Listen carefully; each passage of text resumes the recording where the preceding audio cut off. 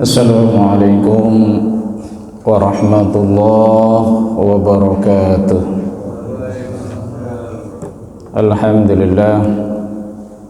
Alhamdulillah haqqa hamdih alladhi arsyadana ila ta'atih wa zajarana ma'siyatih wa marana bimtisalil awamir wa istinabi nawahih wa ja'ala ta'lim wa ta'alum min afdali masyru'iyatih.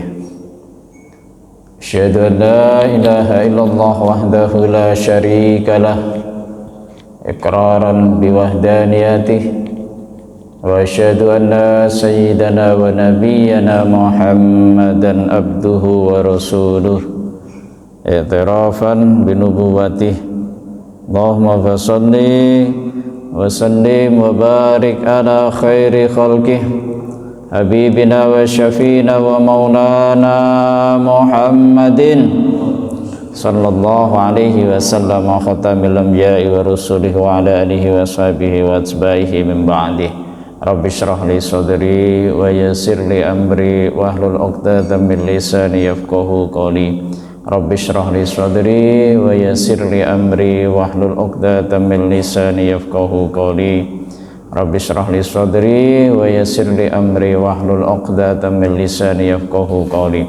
Fa ila hadratin nabiyil mustafa Muhammadin rasulillah sallallahu alaihi wasallam wa ala alihi wa sahbihi wa azwajihi wa auladihi wa dhurriyyatihi wa jami'i baiti ajma'in. ثم إلى جميع إخواني من الأنبياء والمرسلين والأولياء والشهداء والصالحين والصحابة والتابعين والعلماء العاملين المخلصين والمصنفين والمفسرين وأئمة الأربعة المجتهدين وجميع المجاهدين في سبيل الله رب العالمين والملائكة المقربين وخصوصا إلى مصنف هذا الكتاب Syekh Ahmad bin Husain Asy-Syarbi Abi Suja wa Syekh Muhammad bin Qasim Al-Ghazian. Allah yaghfir lahuma dzunubahuma wa yarhamuhuma wa yajri darajatihima fil jannah lana lahuma wa lahumul Fatihah. A'udzu billahi minasy syaithanir rajim. Bismillahirrahmanirrahim. Alhamdulillahi rabbil alamin arrahmanir rahim maliki yaumiddin. Iyyaka na'budu wa iyyaka nasta'in ihdinas siratal mustaqim siratal ladzina an'amta 'alaihim ghairil maghdubi 'alaihim waladdallin. Amin. Hadratul muhtaramin yang saya muliakan, saya ta'zimi para alim, para ulama, para sesepuh, para tokoh masyarakat di lingkungan Masjid Al-Bayyinah, wabil khusus tentunya DKM Masjid Al-Bayyinah Bapak Ali Akbar berseluruh jajaran pengurusnya. Yang saya hormati para asatid, para hujjaj, wabil khusus Ustadz Doni, para bapak haji yang lain yang tidak bisa saya sebutkan namanya satu persatu, tidak mengurangi rasa takzim saya pada bapak sekalian. Alhamdulillah, pagi hari ini kita akan memulai kajian kita karena sebentar lagi insya Allah kita akan sepekan lagi ya Tat ya, kita memasuki bulan Dzulhijjah ya, salah satu bulan yang dalam Al-Quran disebut sebagai Arbaatun Hurum, salah satu bulan haram, bulan yang mulia. Jadi bulan yang mulia Dzulqa'dah, Dzulhijjah, Muharram dipisah, terus ada Rajab. Nah, di bulan Dzulhijjah ini banyak keistimewaan yang luar biasa. Nah, terutama di 10 awal bulan Dzulhijjah itu banyak keistimewaannya. Kalau kata Imam Ibnu Hajar Al-Asqalani yang menjadikan bulan Dzulhijjah ini demikian istimewa, kata Ibnu Hajar Al-Asqalani, mengapa limakan istimai ummahatil ibadah? Karena di 10 awal bulan Dzulhijjah inilah berkumpul induk-induknya ibadah, biang-biangnya ibadah itu kumpul semua di 10 bulan pertama bulan Dzulhijjah. Maka kan di bulan 10 pertama bulan Dzulhijjah mulai tanggal 1 sampai tanggal 9 nanti kita disunahkan untuk berpuasa 10 hari pertama bulan Dzulhijjah. Tentunya tanggal 10 ya nggak puasa, kalau tanggal 10 kan lebaran malah haram kita berpuasa. Jadi dari tanggal 1 sampai tanggal 9 yang biasa berpuasa dianjurkan dari awal sampai tanggal 10. Yang biasa nggak terlalu ini, nggak kuat banget kalau puasa sunnah, ya dicuplik-cuplik lah paling enggak tanggal 8, tanggal 9 hari Tarwiyah, hari Arafah itu minimal kita berpuasa bagi yang sedang tidak melaksanakan ibadah haji. Inilah keistimewaan sekilas tentang keistimewaan bulan Dzulhijjah yang akan kita songsong sebentar lagi. 1 bulan nanti, dan yang ini seminggu lagi, dan yang paling istimewa yang termasuk ini bulan Dzulhijjah dinyatakan 10 hari pertama itu yang tadi berkumpulnya induk-induknya ibadah. Di situ ada sholat, puasa, sedekah, dan haji, yang itu tidak ditemukan dalam bulan lain. Kalau bulan lain mungkin ada sholat, ada puasa, ada puasa sunnah, sedekah ada, tapi yang haji ini yang tidak ada kecuali hanya di bulan Dzulhijjah. Sholat juga semuanya sama, sholat wajib, sholat sunnah ada, cuman ada sholat yang hanya juga di bulan Dzulhijjah, yaitu sholat Idul Adha. Makanya bulan yang istimewa disampaikan kata Nabi, kita dianjurkan 10 hari pertama untuk mengerjakan puasa sunnah. Karena kata Allah, inna iddatasyuhuri indallahi 12 syahran fi kitabillah. Bulan haram itu apa? Bulan yang dimuliakan. Kalau zaman dulu ya nggak boleh perang, bulan haram nggak boleh terdengar suara denting senjata perang, itu nggak boleh. Bulan yang terlarang untuk berperang di dalamnya. Baik, sebelum kita masuk, karena ini terkait dengan bulan Dzulhijjah, nanti ada namanya ibadah kurban. Malam ini, pagi hari ini kita khusus berbicara tentang ibadah kurban, tentang keutamanya dan ibadah kurban yang benar itu bagaimana. Nanti di sini poin-poinnya sudah dijelaskan, baik tentang tata caranya maupun bagaimana sebaiknya mudhohi atau pengorban itu menjalankan kurbannya. Seperti biasa kita baca Fatihah sekali lagi, kita mohon kepada Allah mudah-mudahan kita semua yang hadir di majelis ini diberikan sehat afiat, diberikan umur yang panjang dan barokah, diberikan kita rezeki yang banyak dan berlimpah, diberikan kita putra-putri yang sholih dan sholihah. Kapan kita berpulang kepada Allah, diberikan kita kematian yang husnul khatimah ala hadiniyah wa ala kulinatin sholihah fil hadratin nabil mustafa Muhammadin Rasulullah sallallahu alaihi wasallam. Al-Fatihah. A'udzu billahi minasy syaithanir rajim. Bismillahirrahmanirrahim. Alhamdulillahi rabbil alamin arrahmanir rahim maliki yaumiddin. Iyyaka na'budu wa iyyaka nasta'in. اهدنا الصراط المستقيم صراط الذين أنعمت عليهم غير المغضوب عليهم ولا الضالين آمين. Saya baca dulu sebentar pengantar kitabnya, baru nanti kita bahas bareng-bareng. Bismillahirrahmanirrahim. Faslun ay hadza faslun fi ahkamil udhiyati, tentang hukumnya berkurban. Wal udhiyatu, dan adapun berkurban, sunnatun muakkadatun, itu sunnah muakkah, sunnah muakkadah. Sunnah muakkadah itu apa sih? Sunnah yang sangat-sangat dianjurkan hingga mendekati wajib, itu namanya sunnah muakkadah. Jadi hukumnya berkorban adalah sunnah muakkadah, sangat-sangat dianjurkan, alal kifayah, secara kifayah. Artinya apa?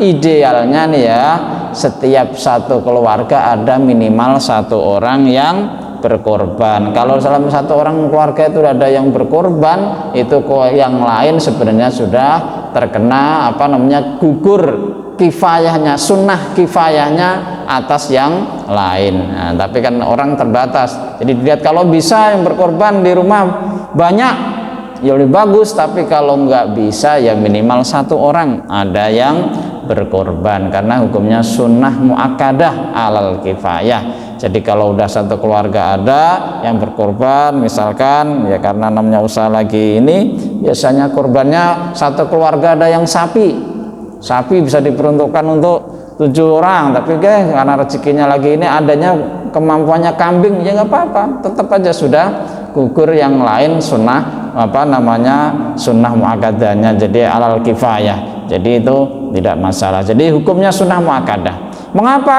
kurban ini dihukumi sunnah muakkadah? Sangat-sangat dianjurkan. Mengapa? Nah, karena kurban ini tentu banyak hikmahnya, banyak manfaatnya. Inilah sangat dianjurkan karena banyak manfaatnya.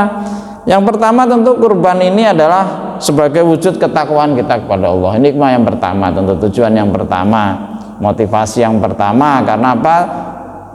Adalah kita untuk meraih ketakwaan kepada Allah. Tujuan dari hikmah yang pertama. Mengapa dalam Al-Quran disebut, suratnya sering kita baca tuh, surat Al-Kautsar, hafal semua Pak ya, Bapak Ibu? Apa tuh ayat yang pertama dan kedua? Inna a'toina kal kausar, wahai manusia sesungguhnya kami telah memberi kamu itu nikmat yang banyak. Inna a'toina kal kausar fasolli, maka sholatlah engkau, wanhar, dan berkurbanlah engkau. Ini kita udah baca surat paling pendek dalam ini, tapi muatannya sangat dalam. Jadi ini inna a'toina kal kausar fasolli lirabbika wanhar inna syani'aka wal abtar. Jadi ini kita disuruh oleh Allah di dalam Al-Quran kita untuk sholat dan berkurban. Maka ketika kita melaksanakan kurban ya berarti kita mengikuti perintah Allah. Disuruh Allah kita ngikut, disuruh kurban kita kurban. Berarti kita orang yang bertakwa. Bertakwa itu apa sih? Mengikuti perintah Allah, meninggalkan larangan Allah. Jadi ketika kita berkurban berarti otomatis kita termasuk orang yang bertakwa. Terus dalam ayat yang lain, la yanallaha luhuma wala dima'u walakin yanalu taqwa minkum. Jadi korban itu bukan darahnya, bukan dagingnya yang sampai kepada Allah. Karena kalau dagingnya, darahnya ya repot. Apalagi nanti ada ikhlas dan tidak ikhlas. Tapi yang sampai apa? Ketakwaannya, apanya? Keikhlasannya, itu yang penting. Ya, tapi ya perlu latihan, namanya ikhlas dan takwa perlu latihan. Pertama-tama nggak apa-apa kalau seandainya biar ini ikut korban, ikut kayak orang-orang, ya nggak apa-apa, namanya ibadah. Keikhlasan itu perlu latihan. Awalnya seperti itu, barangkali ada motivasi yang lain, tapi kalau udah dibiasakan seperti kita sholat sama ibadah-ibadah yang lain perlu pembiasaan, pembelajaran. Maka itu, tapi yang perlu ditekankan sebagus-bagusnya korban kata Allah dalam Al-Qur'annya adalah la yanallaha luhuma wala dima walakin yanaluhu taqwa minkum. Ketakwaan tentu ini yang pertama, nanti lanjut ke pembahasan tentang keutamaan dulu sedikit.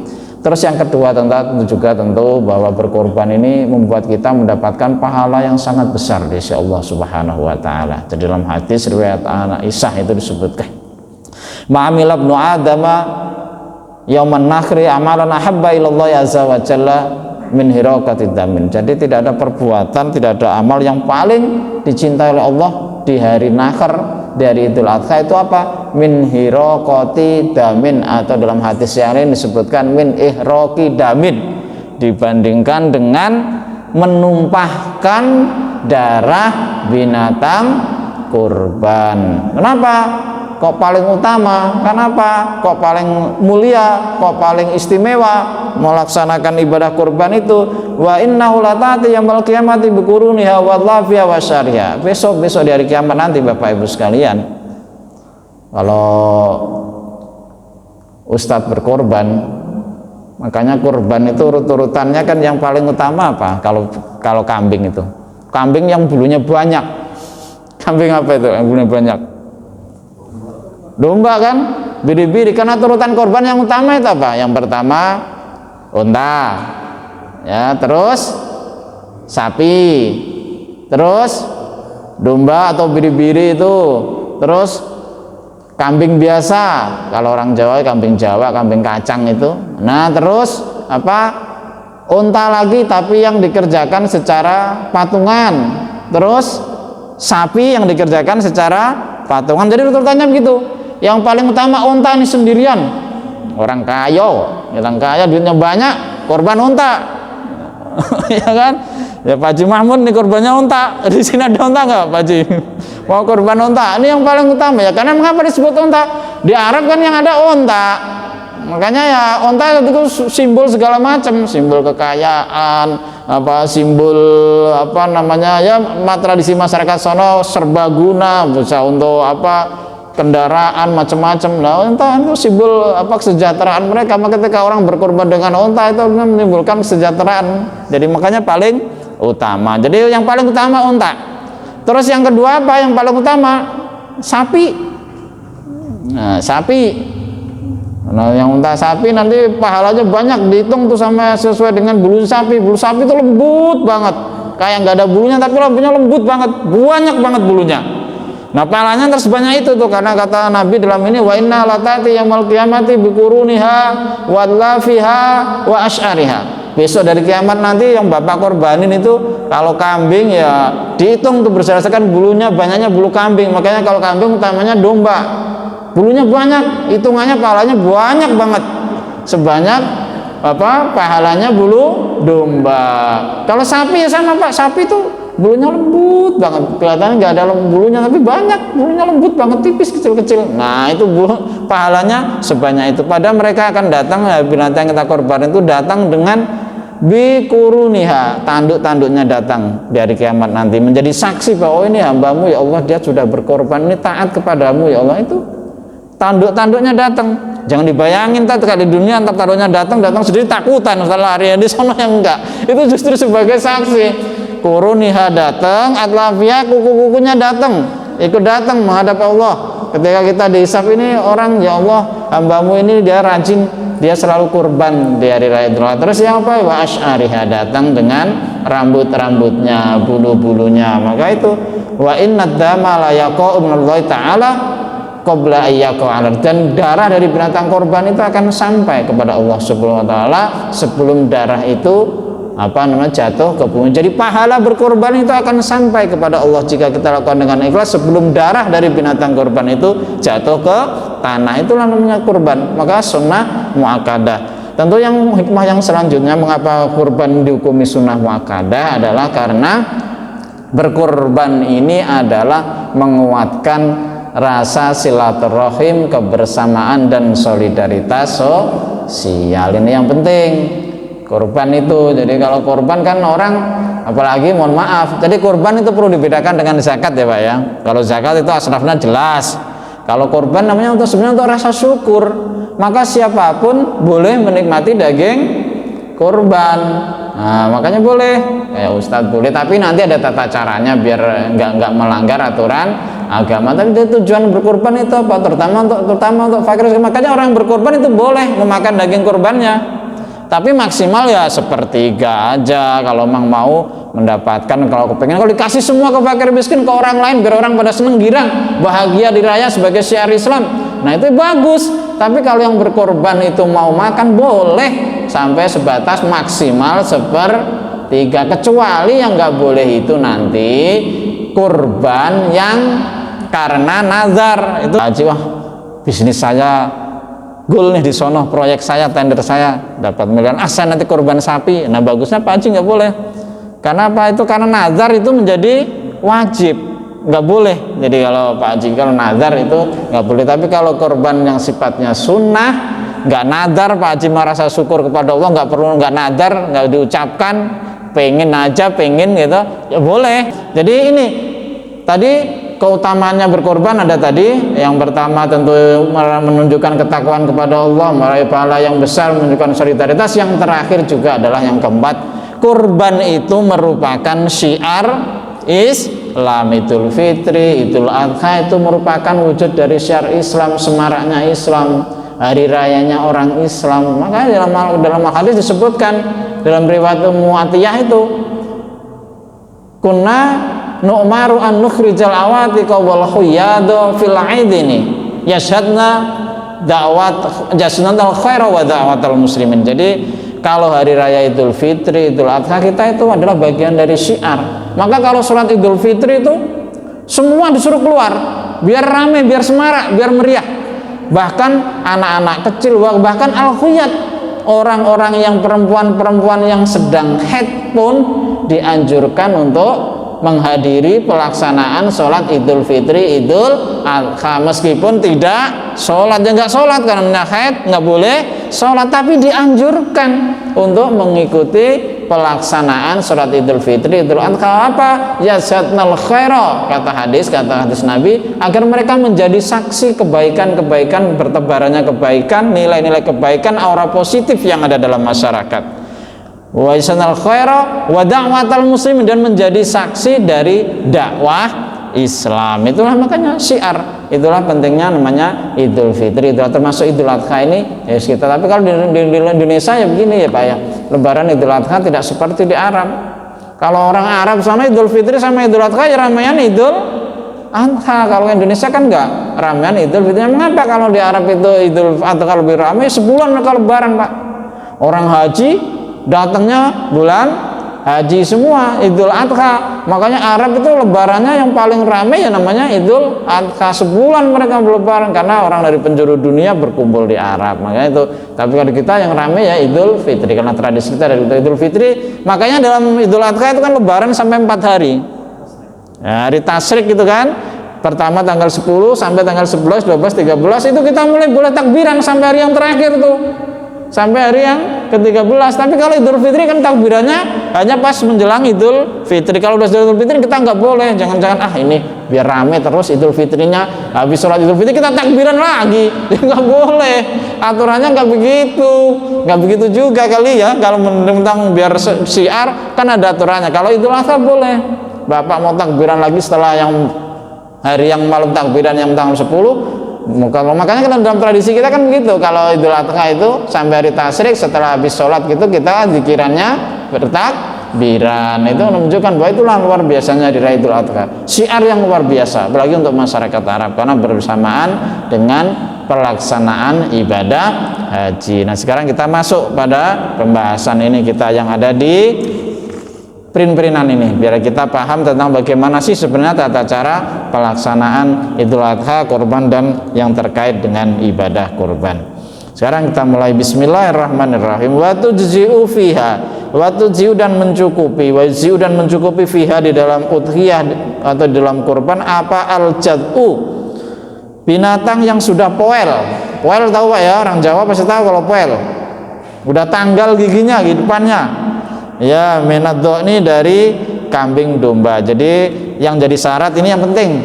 Kalau perlu yang beli binatang kurban, karena ini syarat nih. Yang dianggap cukup, yang dianggap sah untuk jadikan binatang kurban, kalau domba atau biri-biri ya dia sudah poel atau tanggal giginya. Nah, tanggal giginya biasanya umur berapa sih? Kalau dia domba atau biri-biri, wa malahu sanatun wa ta'ana fisaniyah. Dia sudah berumur 1 tahun, masuk tahun yang kedua. Itu kalau domba. Makanya ini pentingnya nih orang yang jualan ini jujur. Kadang-kadang kita repotkan begitu. Kayak akikah itu, mohon maaf, akikah kan syarat syariat sama, syarat-syaratnya sama dengan kurban. Tapi kadang-kadang kan kita lihat pamflet di tiang-tiang itu akikah 1.500.000, 1.200.000 paket hemat akikah. Nah itu gimana itu? Ya kambing apa gitu maksudnya? Apakah itu sudah memenuhi syarat sebagai hewan akikah? Kan nggak bisa, kan syaratnya sama sebenarnya antara akikah dengan kurban. Nah itulah pentingnya orang yang bisnis di bidang itu ya tahu hukumnya. Orang yang punya bisnis bidang akikah, bidang ini ya tahu dasar hukumnya. Jangan kalau gitu kan orang nanti tertarik murahnya, tapi secara gugur sunnahnya belum mendapatkan gugur sunnah aininya belum gugur. Mengapa? Karena binatangnya enggak memenuhi syarat. Makanya yang paling utama yang kita akikah itu ya kita beli kambing, kita sembelih di rumah, ya biasa sekalian juga menyemarakkan tetangga, kumpul-kumpul masak rame-rame. Itu yang paling utama sebenarnya. Kalau tradisi orang-orang zaman dulu kan begitu, nyembelih kambing ya, tetangga diundang yuk. Kalau apalagi kalau tetangga yang masak Pak, yang nggak ada yang terlewat pokoknya. Sampai kepalanya, sampai jenggotnya, kambing, kumis, kupingnya, semua keolah semua, dah kepala dicacah jadi gulai, enak banget, gurih banget. Nah itu namanya, dan dagingnya jadi banyak berkah. Nah itu kan namanya orang dulu kan gitu. Nah, karena ya termasuk karena biar syariatnya juga masuk, hubungan dengan tetangga juga semakin dekat. Kan tujuan hakikah sama dengan kurban kan itu untuk lebih merekatkan silaturahim, untuk lebih merekatkan antar sama umat Islam, rasa syukur. Ya bedanya sedikit. Kalau kambing binatang kurban kita disunahkan baginya dalam bentuk daging mentah, kita bagi-bagikan. Nah kalau akikah kan disunahkan bagi kita tetangga dalam bentuk daging yang sudah mateng, sudah kita masak. Jadi itu, tapi hakikatnya sama. Binatang yang dijadikan untuk akikah ya sama dengan binatang yang dijadikan untuk kurban. Ini yang penting, yang perlu kita. Jadi kalau untuk kambing domba syarat untuk itu kurban, makanya nanti sambil dicek itu dagingnya mau untuk kurban ini kira-kira benar udah poel belum, udah tanggal belum gigi depannya. Jadi kalau untuk biri-biri, untuk domba minimal umur setahun masuk tahun kedua. Inilah pedagangnya harus jujur sebenarnya, umurnya udah berapa nih kambing yang mau dijadikan. Makanya bisnis itu kan harus tahu juga orang-orang itu, karena terkait dengan ibadah, meskipun ini tidak wajib tapi mempengaruhi keutamaan ibadah kita. Jadi kan walaupun hukumnya korban ini bukan wajib, tapi kalau ulama Hanafi ada yang mewajibkan, kalau dia mampu hukumnya bukan sunnah muakkadah, mampu dan dia emang benar-benar mampu itu malah hukumnya wajib. Biarpun menurut sebagian mayoritas ulama menyatakan bukan wajib, sunnah muakkadah, tapi kalau menurut Hanafi hukumnya malah wajib. Jadi yang pertama, kalau kambing domba itu dia umurnya harus sudah setahun masuk tahun kedua. Wasani minal mazi, dan juga sudah tanggal giginya minal mazi dari kelompok kambing kambing biasa, bukan domba, kambing kacang, kambing Jawa kalau orang nyebutnya. Pokoknya kalau bukan domba, bukan biri-biri, itu umurnya namanya mazi. Wasani itu umur dari 2 tahun masuk tahun ke 3. Jadi itu disebutkan kalau kambing biasa ini lebih tua umurnya minimal. Kalau kambing biasa itu kecil kan, ya kan, kecil. Kalau kambing biasa itu, kambing Jawa itu kan kecil. Jadi kalau masih umur di bawah itu kayaknya masih kecil banget. Makanya dia kalau kambing itu mulai tahun kedua masuk tahun ketiga. Terus kalau unta ini wasani minal ibil, dan yang sudah tanggal juga dari kelompok unta. Kalau binatang kurbannya unta, maka umurnya harus khamsu sinina wa ta'nafisana. Unta yang umur 5 tahun masuk umur 6 tahun. 5 tahun sudah mau masuk umur yang ke-6. Ini kalau unta. Terus kalau sapi di situ disebutkan, kita percepat dikit, wasani minal baqar. Nah, ini juga yang penting karena kita sering berkorban sapi. Jadi sapi yang sudah masuk udah umur 2 tahun masuk tahun ke-3 kalau sapi. Jadi kalau sapi umurnya harus malahu sanatani wa ta'ana fi salisa, masuk tahun ketiga. Jadi berarti kalau pedet itu, kalau orang Jawa bilang pedet ya, anakan sapi, nah itu belum sah menjadi binatang kurban karena umurnya masih muda. Jadi yang sah menjadi binatang kurban itu minimal kalau sapi ya 2 tahun, minimal sapi 2 tahun. Nih kita lanjut. Bismillahirrahmanirrahim. Wa yujziul badanatu an sabatin, dan cukup atau mencukupi apal badanatu unta yang gemuk.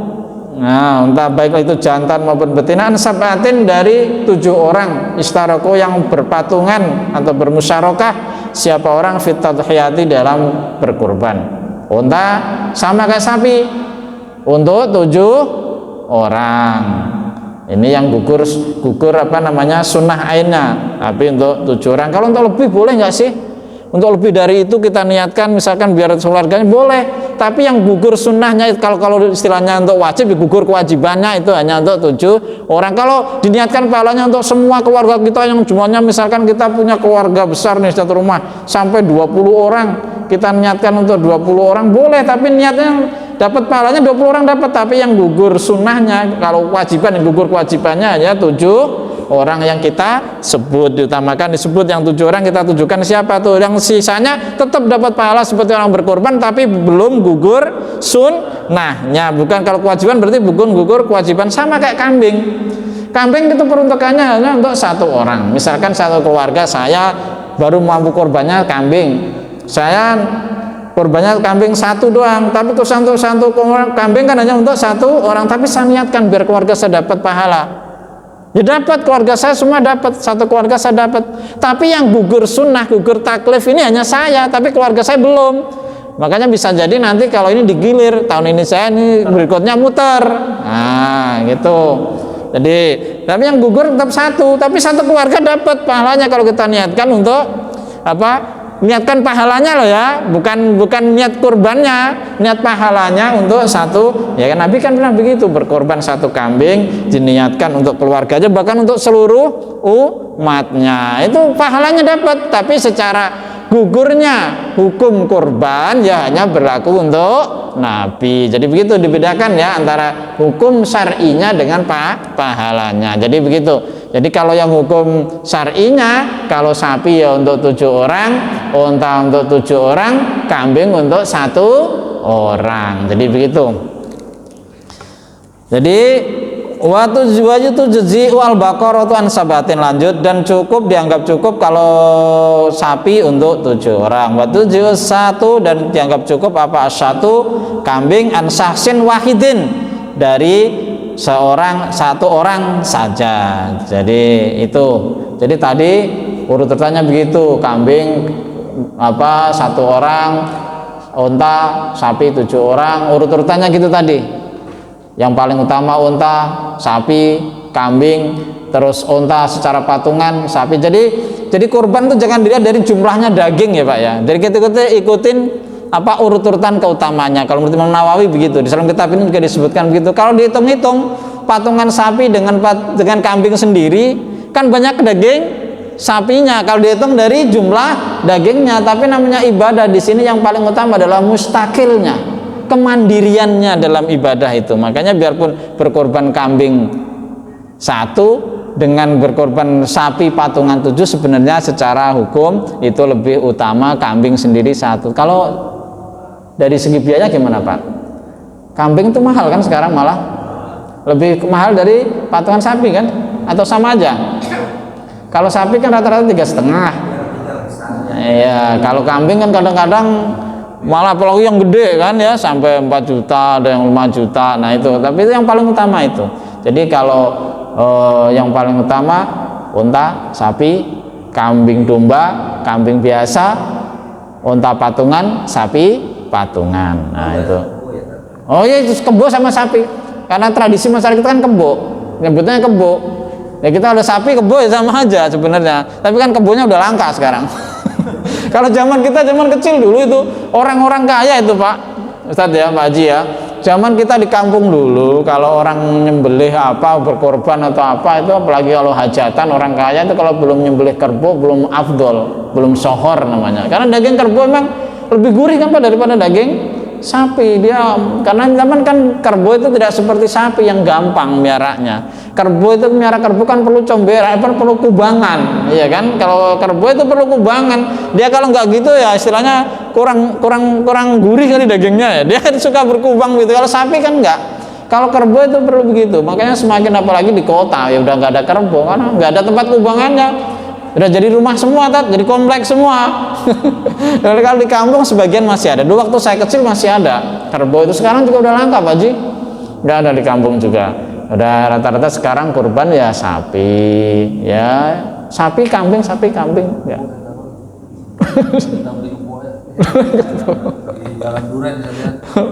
Ya kerbau. Jadi kalau dagingnya gurih kerbau kan ya, daging sapi itu.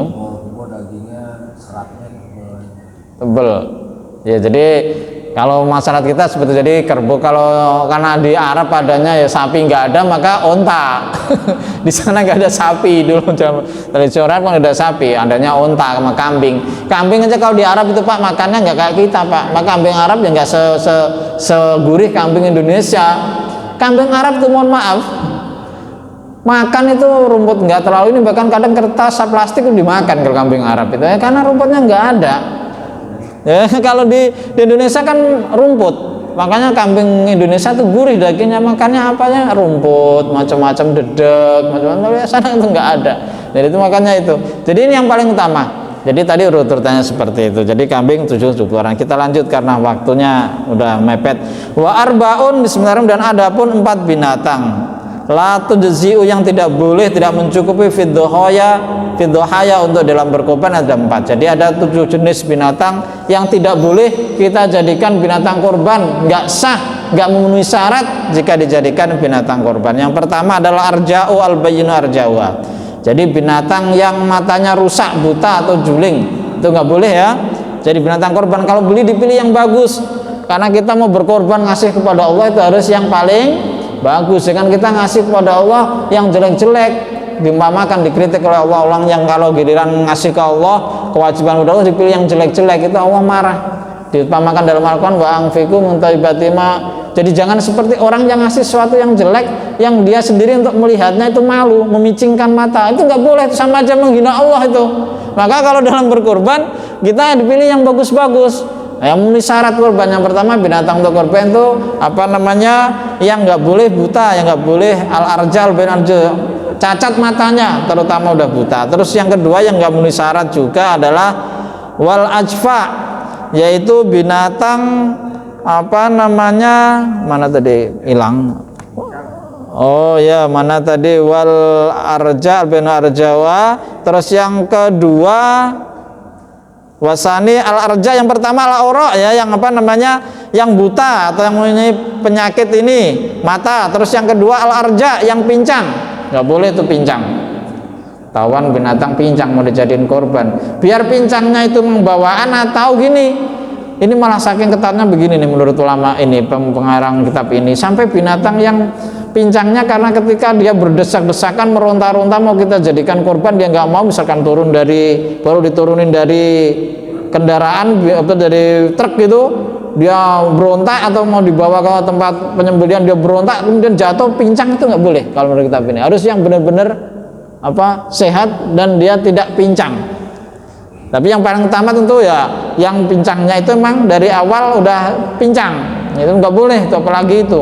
Bahkan ini aja menurut kitab ini yang pincangnya karena baru kejadian, nggak bawaan pertama karena mungkin berontak di mobil atau apa, pincang itu nggak memenuhi syarat. Menurut kitab ini lebih tegas lagi, yang pincang nggak boleh.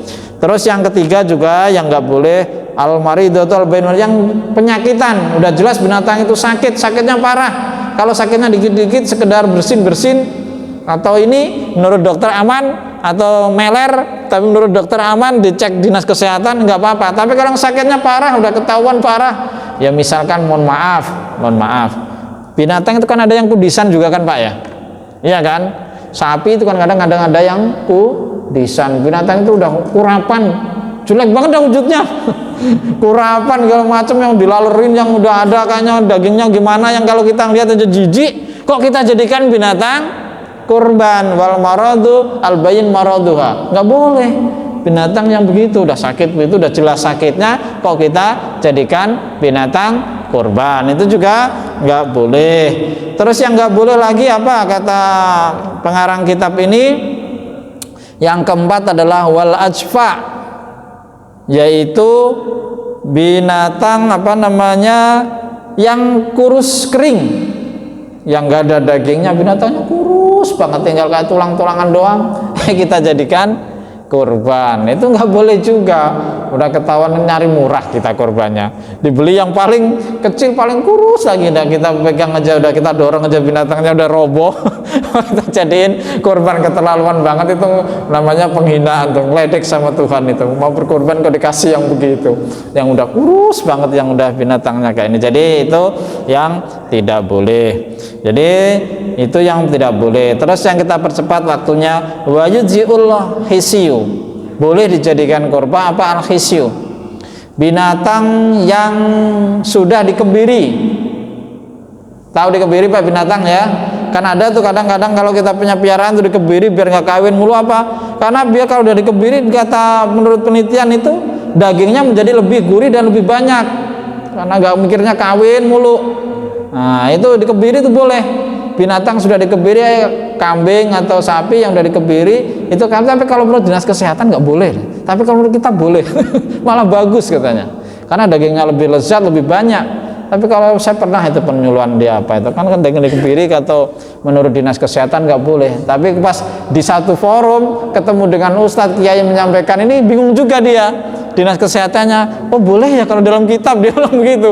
Ya boleh kalau dalam kitab. Jadi dia mungkin menekan penelitian ulang itu untuk yang binatang yang dikebiri, tapi dalam kitab boleh, cukup boleh. Mengapa? Karena dalam penelitian juga binatang yang dikebiri itu malah dagingnya lebih gurih katanya dan lebih banyak. Itu jadi boleh dijadikan apa namanya binatang kurban. Yang boleh juga apa, wal maksuratul qarni. Jadi ada binatang nih apa namanya tanduknya patah atau tanduknya pecah, itu boleh asal tidak mempengaruhi dagingnya, ilam yasir fil lahmi. Jadi bahkan binatang yang memang bawaan itu namanya jalha, dia lahir memang nggak punya tanduk, jalha itu boleh. Ada sapi, kambing kok dia nggak punya tanduk, emang bawaan dari lahirnya, binatangnya gemuk, bagus, sudah cukup umur, boleh nggak kita beli jadiin binatang korban? Boleh. Kenapa? Kalau tanduknya patah nggak termasuk cacat berarti? Ya, cacat patah juga boleh. Jadi boleh, apalagi bawaan nggak punya tanduk juga boleh. Yang penting kualitasnya bagus, kambingnya gede, dagingnya banyak, sehat, tidak buta, tidak macam-macam empat seperti tadi, boleh. Jadi itu. Yang nggak boleh itu adalah wala tuzil maqtu'atul udhun. Yang tidak boleh itu ada kambing, karena ini termasuk cacat yang kelihatannya gimana gitu, kita makan juga kurang ini, yang tidak punya kuping. itu cacatnya yang dia tidak punya kuping, itu nggak boleh. Baik cacat kupingnya itu ada kambing atau sapi, ya, kupingnya hilang, itu nggak boleh kita jadikan sebagai apa namanya binatang kurban. Wala tujul maqtu'atul udhuni, baik hilang kupingnya itu keseluruhan atau separuh, itu nggak boleh. Idealnya nggak boleh menurut kitab ini. Jadi makanya ini kita perlu tahu, nyari binatang kurban juga kita pilih yang sesuai standar syariat, standar fikih, biar apa ibadahnya lebih maksimal. Biarpun ini sekedar sunnah, kalau ibadah apapun kan kita bagusnya dikerjakan secara maksimal. Terus yang selanjutnya ada yang tidak boleh adalah walal maqtu'atuz zanab.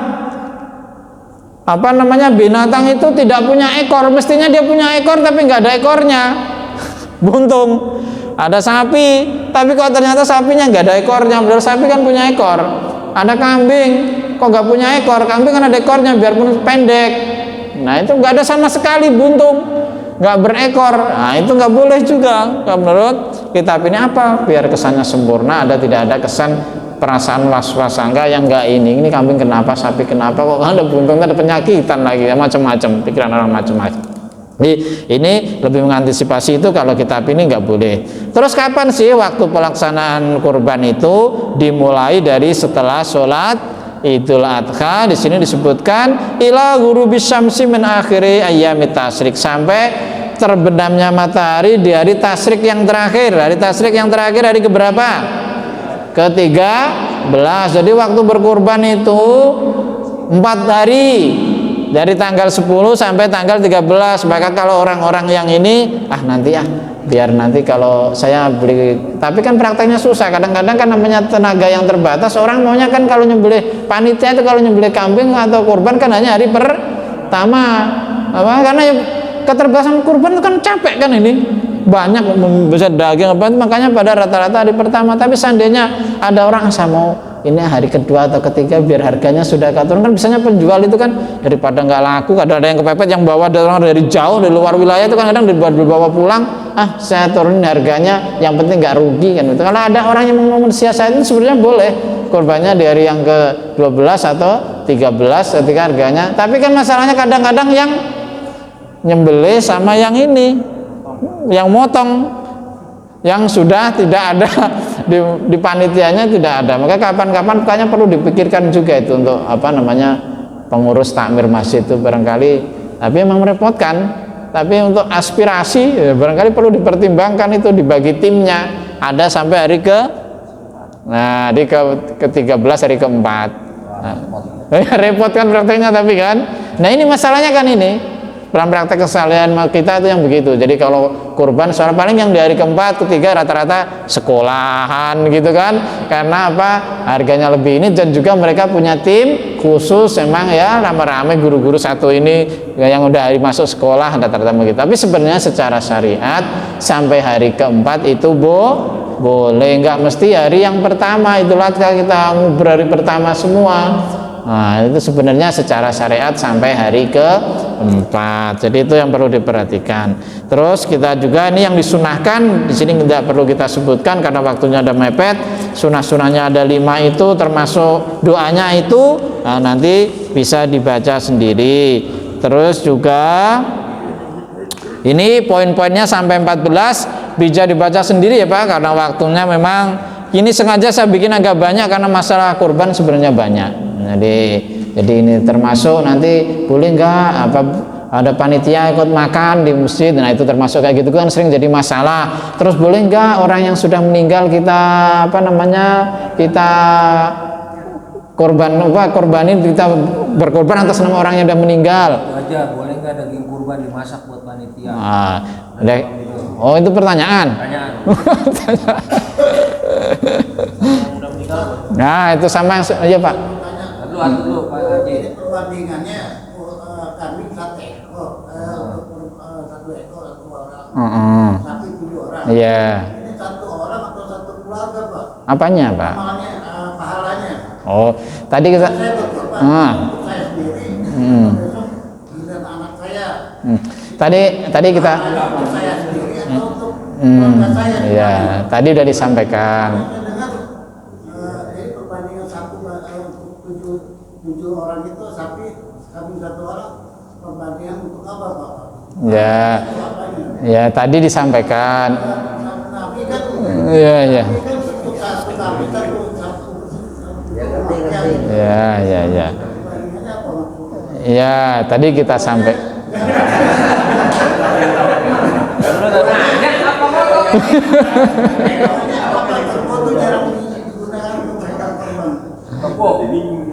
Sudah Pak. Ya, jadi kita sampaikan sapi untuk 7 orang itu, maksudnya kambing untuk 1 orang itu yang gugur memang untuk 1 orang. Gugur dalam arti ketentuan hukum sunnah ainnya. Kalau wajib, gugur kewajibannya untuk 1 orang. Tapi kalau pahalanya bisa kita niatkan untuk 1 keluarga. Kambing kita niatkan pahalanya untuk 1 keluarga. Tapi yang gugur kesunahannya, yang kebebanan itu 1 orang. 7 sapi juga sama.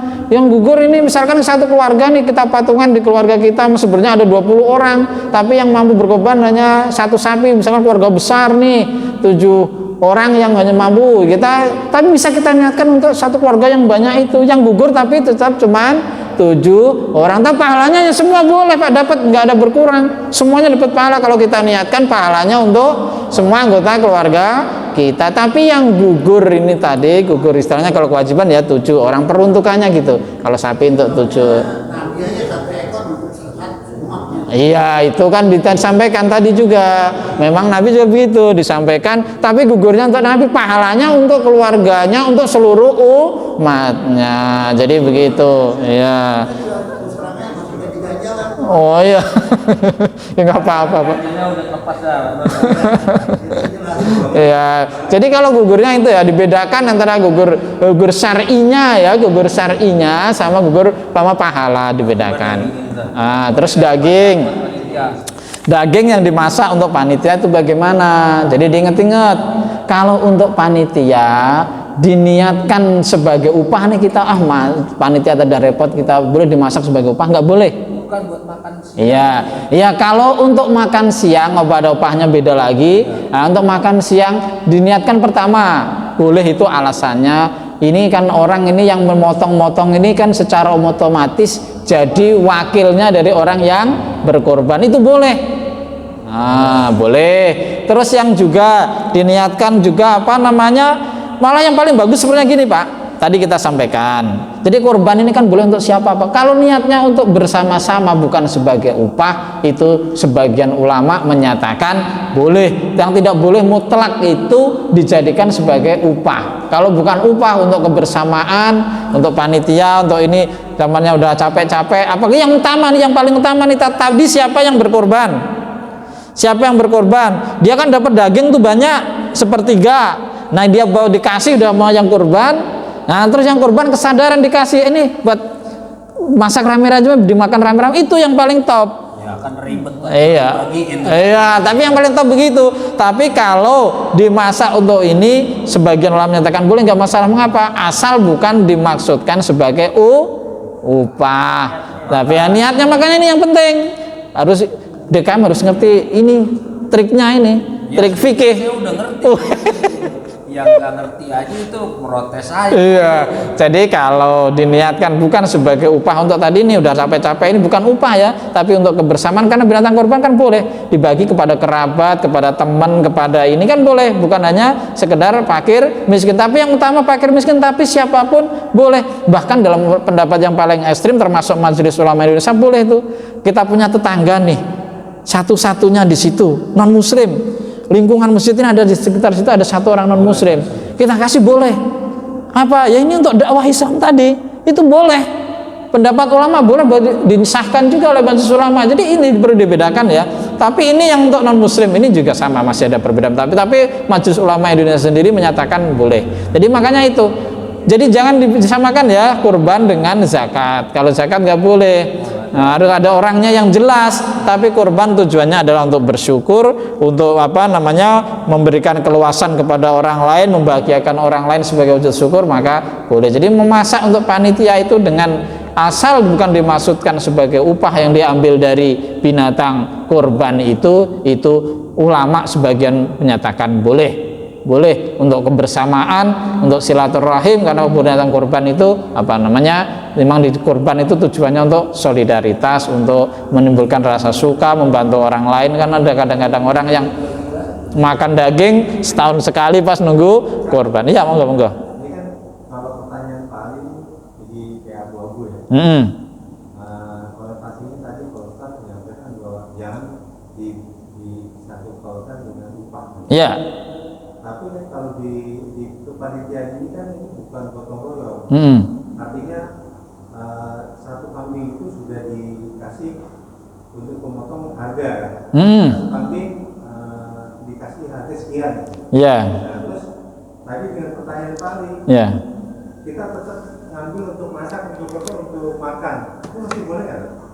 Itu kan maksudnya yang motong itu udah, saya tanya dulu Ustaz. Yang motong di masjid itu udah dapat, mohon maaf, bahasanya upah dari motong nggak? Udah. Apa dari goro itu udah ada. Udah. Ya malah nggak apa-apa kalau dapat upah dikasih itu untuk bukan upah malah. Berarti malah itu namanya mengasih untuk sedekah, untuk rame-rame, untuk apa namanya, kesukarelaan. Jadi malah apa-apa. Yang nggak boleh itu justru nggak dikasih upah, dikasih makan biar ini jadi upahnya. Ini malah yang nggak boleh. Ya, jadi kalau udah dapat upah malah dia makan malah nggak masalah. Yang masalah malah aman. Ketika dia nggak dapat upah malah dia dikasih makan dengan tujuan itu, yalah upahmu buat makan ini, itu malah yang nggak boleh. Jadi kalau kita mengorbankan ini harus makannya harus ada emang khas khusus di luar. Jadi zaman Nabi juga begitu, nggak boleh upah itu dari binatang yang kita korbankan ini sebagai upah. Kita ambil dagingnya, kita korban nih, dah nih upah lo, motong nih sekian kilo. Nah itu nggak boleh. Tapi kalau udah kita kasih upah terus orangnya kita kasih untuk makan ramai malah nggak masalah. Ketika orang yang motong malah justru udah jelas upahnya. Yang nggak boleh itu binatang kurban itu dijadikan upah. Jadi diambil bagian atau misalkan motong ini ntar kulitnya buat lo upahnya, kulitnya itu nggak boleh. Nggak boleh yang begitu. Kurbannya itu yang nggak boleh. Nggak boleh hewan kurbannya jadikan upah. Tapi kalau jadikan upah sekedar untuk apa namanya, biar kumpul bareng, lebih suasana apa semarak, ini boleh. Si pemotong itu nggak ada yang kan dia udah dibayar ya. Biasanya pemotong itu dikasih kepala, kulit itu nggak boleh. Pemotong, ya kalau dia sudah punya upah, udah kalau dikasih upah ya. Kalau itu dijadikan upah nggak boleh.